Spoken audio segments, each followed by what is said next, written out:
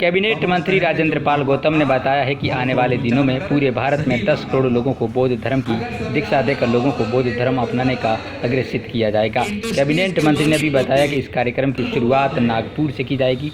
आपको बता दें कि नागपुर में होगी बौद्ध धर्म दीक्षा समारोह का कार्यक्रम की शुरुआत की जाएगी, जिसमें उन्होंने दावा किया है कि 1 करोड़ लोगों से ज़्यादा एक ही दिन में संपूर्ण भारत से धर्म परिवर्तन में हिस्सा लेंगे। 2025 में 10 करोड़ लोगों को हम बुद्ध के धम्म में अपने बुजुर्गों की सांस्कृतिक विरासत में वापसी लाने का काम करेंगे।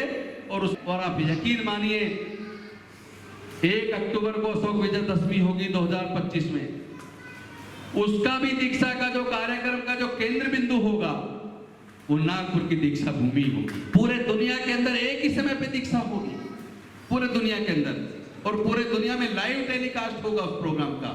पूरे देश का मैं दौरा कर रहा हूँ। डॉक्टर बाबा साहेब अम्बेडकर जी ने भारत को बौद्ध में बनाने का सपना देखा था, जहाँ समता हो, मैत्री हो, भाईचारा हो, न्याय हो, करुणा हो, शील हो, प्रज्ञा हो, जहाँ कोई किसी दूसरे का हक ना मारे, जहाँ कोई किसी दूसरे को प्रताड़ित ना करे, किसी का शोषण ना हो, भयमुक्त समाज हो, और अपने देश को एक अखंड भारत के तौर पर एकजुट करके सबके साथ न्याय की भावना के साथ एक समाज का निर्माण हो, ऐसे धम्म में जाने के लिए उन्होंने संकल्प किया था। भारत को बौद्ध में बनाने का सपना देखा था।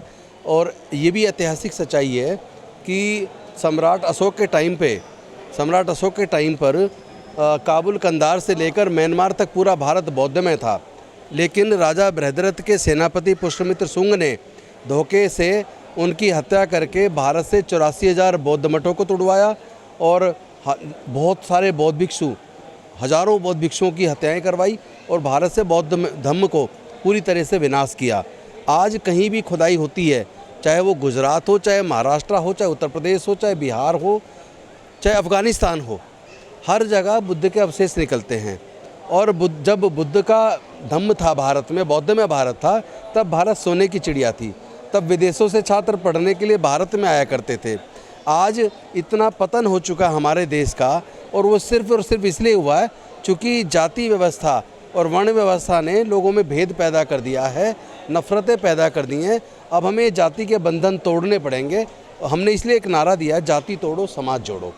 तो हमें जातियों के बंधन को तोड़ना है, समाज को जोड़ना है और प्रबुद्ध भारत का निर्माण करना है, जहाँ सबके लिए समान अवसर हों।